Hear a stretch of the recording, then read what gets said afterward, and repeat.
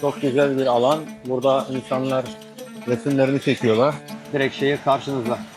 Arkadaşlar şok oldu. Tabelaya bakar mısınız ne yazıyor? Bayrağın arkasında görebiliyorsunuz. Konteynerlardan yapılan bir stadyum. İçerisi dışından daha da güzelmiş. Kabe'nin her yıl değiştirilen süslü parçası var ya arkadaşlar. Bu parça o parça işte. O Kur'an-ı Kerim parça parça indirildi. O parçalardan birisinin de bu olduğu söyleniyor. Katar İslam Eserleri Müzesi, dünyanın en önde gelen İslam müzelerinden bir tanesidir. Çok değerli İslam eserlerinin ve sanatının bulunduğu nadir müzeler arasında bulunur. Bu müzenin mimarisi aslen Çinli olan ve Amerika'da yetişmiş Ian Pei adında bir mimardır. Müzenin mimarisi geleneksel İslam mimarisine uygun olarak yapılmıştır. Müzenin bulunduğu konum, Doha'nın en güzel ve nefes kesen manzarası olan Doha Skyline manzarasına sahiptir.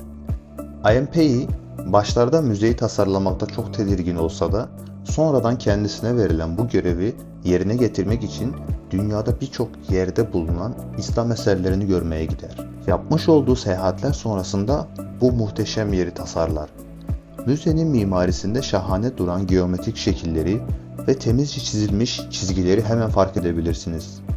Binanın yapımında kullanılan kireç taşları, binanın almış olduğu gün ışığına göre renk değiştirerek güzel, müthiş bir atmosfer oluşturur. Ayrıca bina içerisinde bulunan ve etrafa doğal ışık veren devasa bir avizeyi de görebilirsiniz. Müze, içerisinde 1400 yıl önceye ait bulunan binden fazla esere ev sahipliği yapmakta ve gelip gören insanların ilgisini çokça çekmektedir. Seramik, kağıt, cam, tekstil ve hat sanatından yapılmış olan nadir bulunan eserler bu müzede sergilenmektedir. Ayrıca Kur'an-ı Kerim'den alınan bazı ayetler seramik ve tekstil ürünlerinin üzerine dekore edilmiş ve bu eserler bu müzede çokça ilgi görmektedir. Arkadaşlar herkese Katar'dan merhaba. Şimdi Katar Ulusal Müzesi'ne gidiyorum. Burada biraz araştırmalar yaptım. Burası Katar'ın geçmişiyle alakalı, işte gelenekleriyle, kültürüyle alakalı, böyle mimari yapısıyla da değişik bir yapıya sahip olan bir müze. Gidip oraya bir gezeceğim, sizlere bir göstereceğim. Çok merak ettim. Umarım sizlerin de hoşuna gider. Şu anda Katar Ulusal Müzesi'nin giriş tarafına geldim.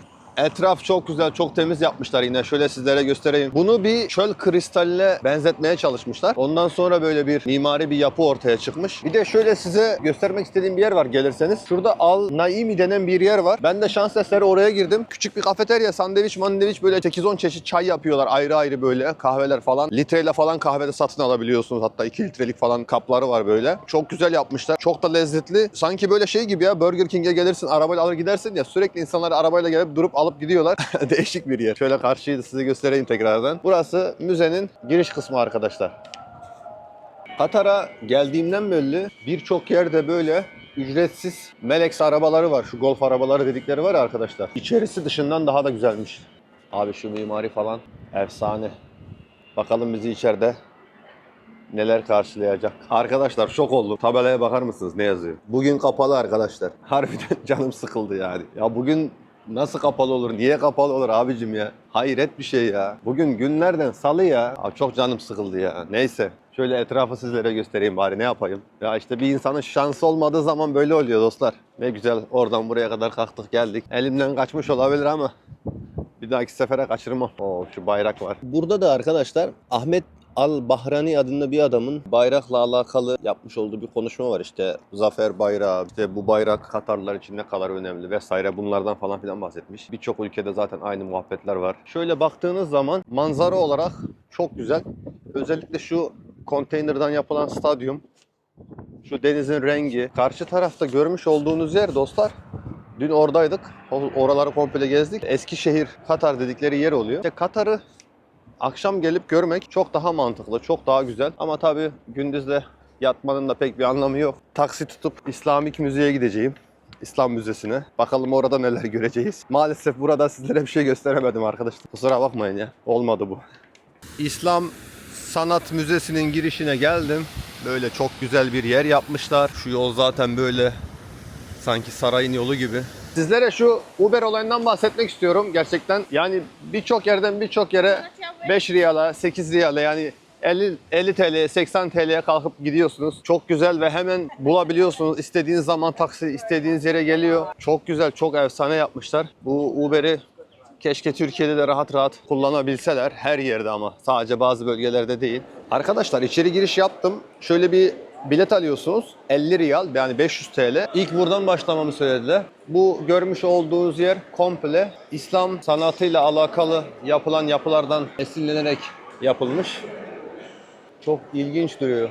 Özellikle şu içerideki yapı. Tavana falan bakar mısınız? Burası da arkadaşlar çarşamba günleri kapalı. Gelirseniz aklınızda olsun. Katar Ulusal Müzesi salı günleri, İslam Sanat Müzesi de çarşamba günleri kapalı arkadaşlar. Bilginiz olsun. İkisinin de giriş ücreti 50 riyal.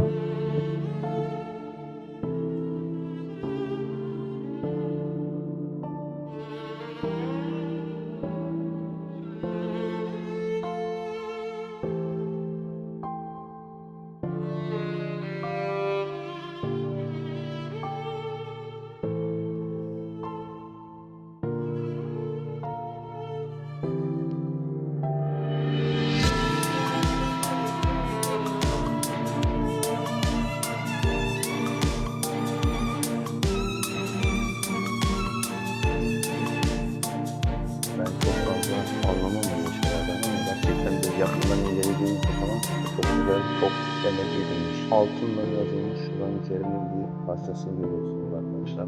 Adamlar bu eserleri nasıl yapmışlar, nasıl yapmışlar bilmiyorum ya. Abi her odası, her şey ayrı ya. Burada da hani o Kur'an-ı Kerim parça parça indirildi. O parçalardan birisinin de bu olduğu söyleniyor. Kur'an yazılırken birçok şeyin içerisine altını da koymuşlar. Hani ne kadar önem verdiklerini, ne kadar önemsediklerini buradan anlayabiliriz. Arkadaşlar yakından incelediğiniz zaman ya insanlar bunu nasıl yazmışlar inanamıyorsunuz. Namaz kılmak için kullanmış oldukları kıble göstergesi, kıble indikatörü. İndikatör deyince aklıma şey geldi, coin borsa falan geldi. Arkadaşlar Osmanlı dönemine ait ipek üzerine işlenmiş metal iplikler. Yani burası Kabe'nin her yıl değiştirilen süslü parçası var ya arkadaşlar. Bu parça o parça işte. Arkada zaten Kabe'den de isimler de var. Abi müthiş değil mi ya Kabe'nin resmi? Hatta şu anda annem orada. Annemi de Umre'ye gönderdik. Arkadaşlar bu görmüş olduğumuz eser ise Umre sertifikası. Yine zamanında şu resmin olduğu yerlere ait kalıntı parçalarını görüyorsunuz. Bu da Moğollara ait kadına olduğu söylenen bir kıyafet arkadaşlar. Arkadaşlar burada da Selçuklu dönemine ait bir paneli gösteriyor. Hani oyulmuşlar, oyarak yapmışlar burayı. Kraliyet toplantılarında hani böyle içkili ziyafetlerin olduğu bir sahneyi göstermekte. İran'ı Türk Moğollar yönetirken yapılmış bir eser. Sulu boya ve kağıt üzerine yapılmış. Altın da içerisinde var. Bir ferman. Kanuni Sultan Süleyman'a ait. Atları korumak için, insanları korumak için neler neler yapmışlar ya. Hep işte Osmanlı'ya ait arkadaşlar. Burada da Anadolu'daki dinen bir askerden bahsediyor arkadaşlar. Burada da karşınızda arkadaşlar geçit törenlerinde Osmanlı döneminde kullanılan kabartma çelik, yaldız ve gümüş geçit törenin topuzunu görebilirsiniz. Özellikle Türkiye'ye ait eserler. Müzenin her yeri ayrı bir dünya. Yani kaç kat yapmışlar bilmiyorum. Böyle 5-6 kat yapmışlar. Mimari yapısı da çok güzel.